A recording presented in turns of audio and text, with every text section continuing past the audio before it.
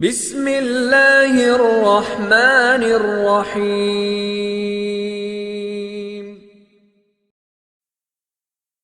औज़ुबिल्लाहिमिनश्शैतानिर्रजीम। बिस्मिल्लाहिर्रहमानिर्रहीम। अल्लाहुम्मा सल्लि अला मुहम्मद व आलि मुहम्मद।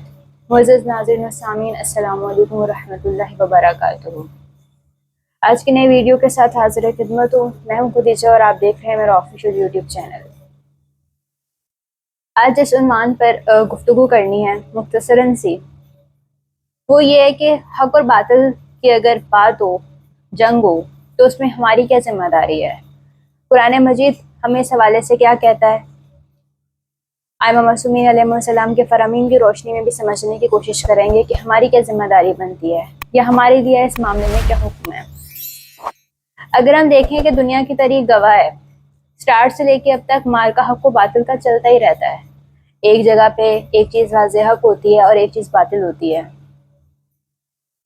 जिस तरह आइमा मासूमीन अलैहिस्सलाम के फरामीन की रोशनी में या कुरान मजीद में हमें फितना और फसाद से दूर रहने की तलकीन की गई है, बाकायदा हदायत की गई हैं कि हमें फितना और फसाद में बिल्कुल खामोश रहना चाहिए। जिस तरह के मौला अली इस्लाम का फरमान कि फितना और फसाद में इस तरह रहो कि जिस तरह ऊँटनी का वो बच्चा, तो जो किसी काम का नहीं है, उस तरीके से रहो, बिल्कुल नकारा और बेकार हो जाओ। लेकिन वहीं पर जहाँ पर मामला हक और बातिल का आता है, तो वहाँ पर खामोशी को भी एक तरह से गुनाह तस्वर किया गया है हमारे दीन में। इस्लाम ने हमें ना सिर्फ हक और बातिल की पहचान करवाई है, बल्कि इसमें के दौरान अगर हक और बातिल के मार्के में अगर हम खामोश रहते हैं, हम सिर्फ देखने वाले बन जाते हैं, खामोश तमाशाई बन जाते हैं, तो इसको जुर्म कहा है। कुरान मजीद में सूरह इसरा में अल्लाह ताला फरमाता है, कह दो हक आ गया और बातिल मिट गया, बेशक बातिल मिटने वाला है। अब हक हर वो रोशनी है जो जुल्मत के अंधेरों को चीर देती है। एक चीज़ है हक एक मार्का है, एक चीज़ हमें नज़र आ रही है कि वो वाज़ेह तौर पर ठीक है, दूसरी चीज़ जो है वो ठीक नहीं है, यानी वो बातिल है। फिर सूरह माइदा की आयत नंबर 8 में हमें ये वाज़ेह पैगाम दिया गया कि हक के साथ खड़े होना हम पर फ़र्ज़ है। अल्लाह के लिए खड़े हो जाओ, इंसाफ की गवाही देने वाले बनो, यानी सिर्फ तमाशाई ना बनो, हक की हमायत करो, जुबानी से करो, अमल से करो या दिल से करो, लेकिन करो।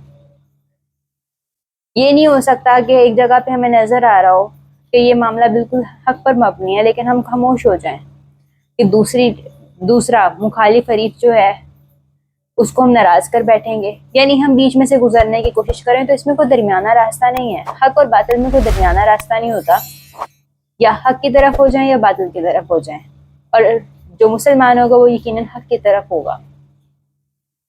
फिर बातिल के खिलाफ खामोशी को जुर्म करार दिया। सूरह हूद की आयत नंबर 113 में अल्लाह ताला फरमाता है कि जालिमों की तरफ माइल न हो, वरना जहन्नुम तुम्हें छू लेगी। इसी तरह जालिम का सिर्फ साथ देना नहीं, बल्कि उसके जालिम के जुल्म के आगे खामोश रहना भी बजाते खुद एक जुर्म है। फिर अमीन मासूमीन अलैहिस्सलाम के मुताबिक नजब लागा में इमाम अली अलैहिस्सलाम फरमाते हैं कि कुफ्र का निज़ाम तो चल सकता है, मगर जुल्म का नहीं। जुल्म को कुफ्र से भी बदतर कहा गया है।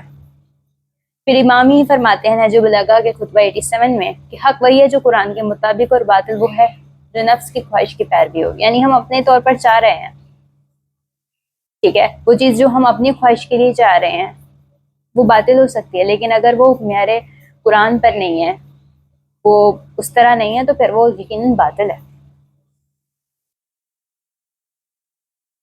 इमाम हुसैन अलैहिस्सलाम फरमाते हैं, ये करबला में उनका खिताब था, कि क्या तुम नहीं देखते कि हक पर अमल नहीं हो रहा और बातिल को खुलम खुला अपनाया जा रहा है। यहाँ पर भी देखा जाए तो इमाम अलैहिस्सलाम का क़याम भी हक और बातिल की वजह से था, सुन्नत को जिंदा करने के लिए था, बिदअत के खिलाफ था, अमर बिल मारूफ को जिंदा करने के लिए और नही मुनकर को लागू करने के लिए था। लेकिन अगर हम आज से कल देखते हैं तो हम इस चीज़ को बिल्कुल पसे पुश्त, हम मकसद करबला को भी पसे पुश्त डाल चुके हैं इस तनाजुर में।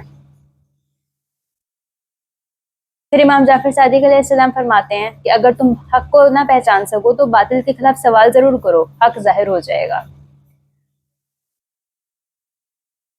इसी तरीके से अगर हम देखें कि हमारी क्या जिम्मेदारियां बनती हैं इस हवाले से, और आजकल के दौर के हवाले से अगर हम देखें, तो हमें फिक्री तौर पर, अमली तौर पर, दावती तौर पर हमें हर हवाले से हक को पहचानना चाहिए। हमें तहकीक व जुस्तजू करनी चाहिए। हमें ये नहीं होना चाहिए कि हमने ये चीज़ फलां चीज़ ऐसे देखी थी तो ये वैसे ही है। मामला अगर मुसलमान और कुफार का हो तो यकीनन हमें मुसलमान का साथ देना चाहिए और हमारा ये फरीज़ा बनता है। मजलूम का हमें मददगार रहना चाहिए और जालिम के हमेशा खिलाफ रहना चाहिए। आजकल तो हमारे लिए बहुत आसान है कि हम सोशल मीडिया के जरिए भी मजलूम की हमायत कर सकते हैं। हम कुछ और ना भी कर सकें तो हम कम से कम इतना भी कर सकते हैं, हम वो भी नहीं करते। हम कम से कम इस हवाले से भी कर सकते हैं, हम आवाज़ उठा सकते हैं, हम वो भी नहीं करते। इसके बाद इमाम अली अलैहिस्सलाम का एक और फरमान है कि अगर हम खामोश रहते हैं जुल्म के खिलाफ तो इमाम उस हवाले से क्या फरमाते हैं। इमाम फरमाते हैं कि जुल्म के खिलाफ ना उठने वाली कौम जालिमों की गुलाम बन जाती है। आज भी देख लें कि अगर हम हक के साथ नहीं खड़े होते तो ये होता है कि जो बातिल का निज़ाम होता है वो हमारे अंदर रच बस जाता है और हम फिर हमेशा हमेशा के लिए उसके गुलाम बन जाते हैं। हम कभी भी एक हक पर मबनी जिंदगी फिर नहीं जी सकते, हम एक बातिल सिस्टम का हिस्सा बन जाते हैं। अगर इस हवाले से मजीद गौर किया जाए तो हमें ये भी पता चलता है कि हक और बातिल की जंग सिर्फ ये नहीं है कि हम इसको सिर्फ करबला तक महदूद कर लें। हक और बातिल का मार्का जब तक दुनिया है तब तक जारी है।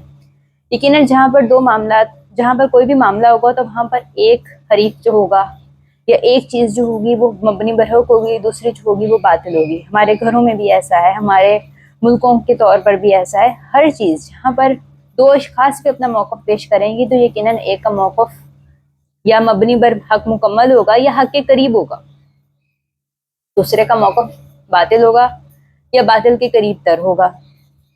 इसी तरीके से हमें ये देखना है कि हक और बातिल की अगर कहीं पे भी जंग होती है तो हम कहाँ खड़े हैं, हम क्या कर रहे हैं और उस ज़िम्मन हमारी क्या जिम्मेदारी है।